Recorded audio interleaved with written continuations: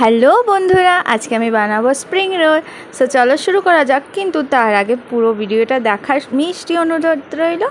প্রথমে আমি ময়দাটাকে জল দিয়ে মাখিয়ে একটা ডো বানিয়ে নিলাম আর কিছু সময়ের জন্য রেখে দিয়েছি। তারপর পেঁয়াজ কুচি, আদা কুচি আর কাঁচা লঙ্কা কুচি আর মাংসগুলোকে কুচি করে নিয়ে তেলটা গরম করে এগুলোকে পুর বানানোর জন্য আমি রেডি হয়ে নিলাম। মাংসগুলোকে তেলে ভেজে নিয়ে ভালো করে একটু ভাজা ভাজা করে নিচ্ছি। তারপরে নিয়ে নিয়েছি দুটো ডিম ফাটিয়ে কুচি কুচি করে নিয়েছি। তারপর সেগুলোকে তুলে রেখে দিচ্ছি। এরপর সেই তেলের মধ্যে আরেকটু তেল দিয়ে আমি পেঁয়াজ কুচিগুলোকে ভালো করে ভাজা ভাজা করে নিচ্ছি।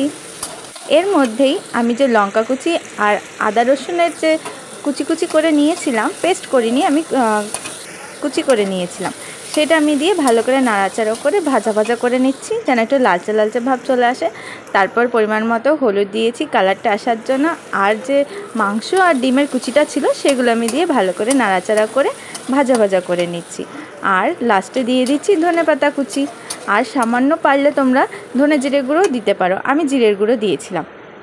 ময়দাটা মাখার পর যে গোলগোল্লা রসগোল্লা বানিয়ে নিয়েছি, তারপর সেটাকে বেলে দেখো একটার পর একটা আমি বেলে তার ওপরে তেল দিয়ে আর ময়দা বা আটা যাই হোক, আমি তো ময়দা দিয়ে করেছি তাই ময়দার গুঁড়োটা দিয়ে তার ওপরে আবার আরেকটা রুটি দিয়ে দিচ্ছি। তারপর আবার তেলটা মিক্স করে দিচ্ছি, দিয়ে তার ওপরে আবার ময়দার গুঁড়ো গুঁড়ো করে দিয়ে দিচ্ছি, কারণ এটা আমি একসাথে বেলবো পাতলা করার জন্য রুটিটাকে, নয়তো একসাথে লেগে যাবে আর খোলা যাবে না।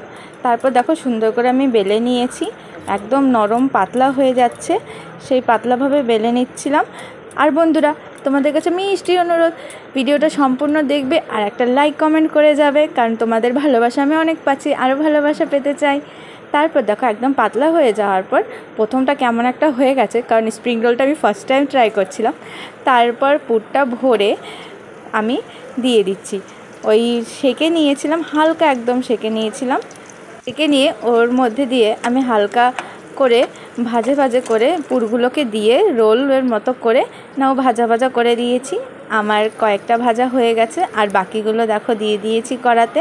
হালকা ধিম আঁচে দেবো, নয়তো পুরো আঁচ দিলে পুড়ে পুড়ে যাবে।